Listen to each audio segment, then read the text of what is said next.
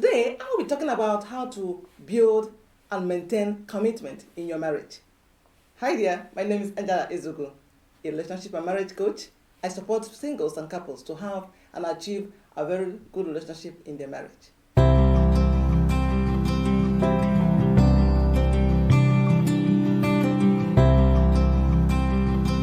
So, how do we build commitment in our marriage?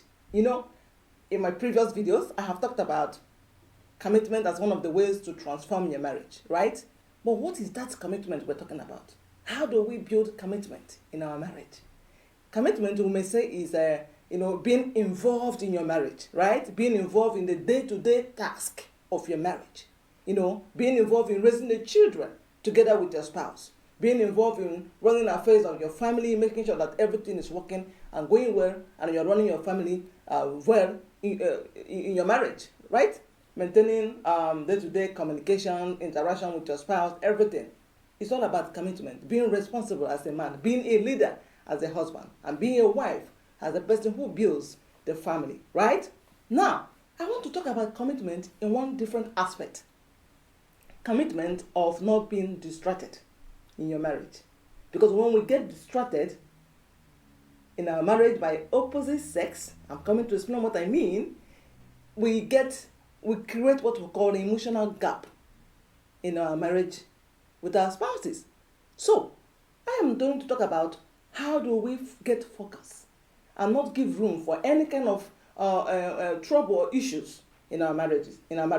So the number one thing is to keep, to limit the way or draw a line or create a boundary on how we relate with opposite sex. In the office, in the business areas, let our relationship with people that we work with be strictly on business, on normal life, right? If you go ahead to begin to create what I call having a chatting up with someone that is not your wife in the office, someone that is not your husband, and honestly, you mean no harm, right? It's done in a very natural way. You don't have any strings attached to that. You're just having a relationship or maybe having a chatting with your colleague in the office, but it's the opposite sex. Now, what happens over the time?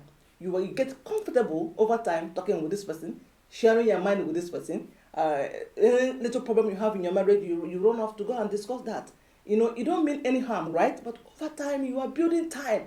You are marking time. You are nurturing feelings with the person you are communicating with. Sometimes you may even create a relationship without knowing that you're already in a relationship. It can get to different things.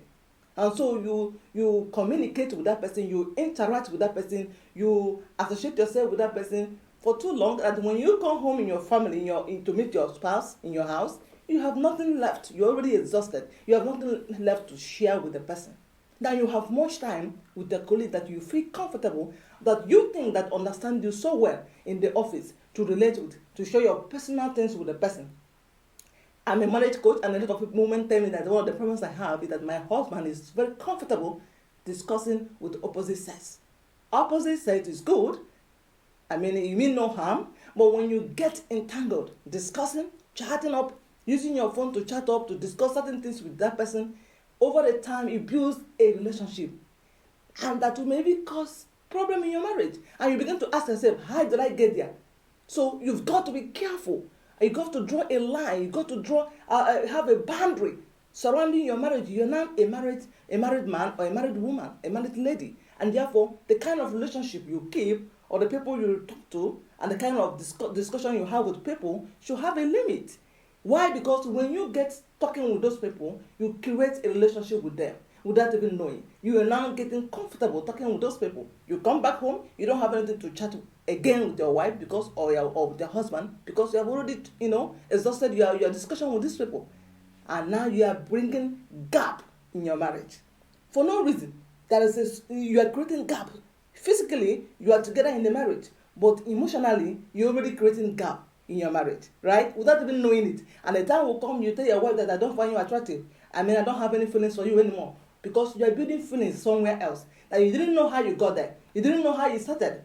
And therefore, that is the reason why I'm telling you right. Is don't give room for anything. The Bible says that in our heart, that we should guard our heart jealously. because out of our heart come the issues of life. So I want to tell you right now to guard your marriage with anything you've got. Don't create room for anything, for any issues that you don't know how you started, even though you mean no harm, but along the way, it will create problem in your marriage. And most of the things it does is it creates emotional gap.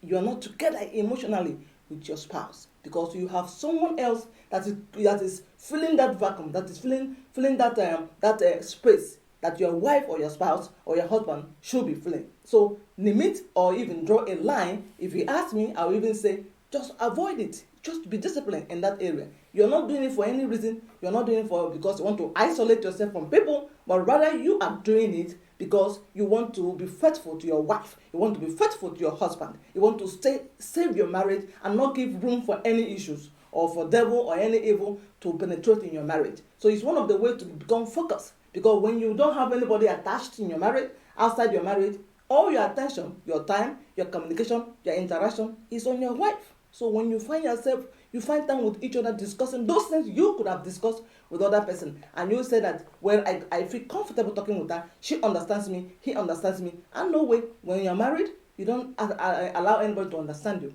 If you have issues, you meet professionals, or you meet mentors, be it a man or a woman, you can meet them and talk to them for the purpose of talking to your husband or talking to your wife. But getting comfortable with other people outside your marriage, opposite sex, could lead to a relationship that you didn't know when it started in the first place. And that's my advice for you today. Thank you so much. And I will see you in my next video. Bye.